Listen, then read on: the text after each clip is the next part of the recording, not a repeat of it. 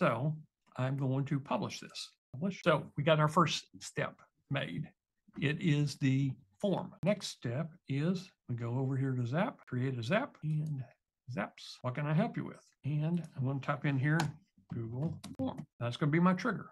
So I'm going to put in here a Google form. Trigger event, new form response. We're using my Google account. I'm going to hit continue and form name, the perfect travel itinerary. Continue. I've got to test the trigger, so I've got to fill in something here. Shorten, copy, save this here real quick. So I've saved that short form and going to come over here, paste it in. We're going to just put in some dummy data in here. And let's put in here Richard and put in my email for testing. Which country do you want to visit? Let's say France. Now I have test data.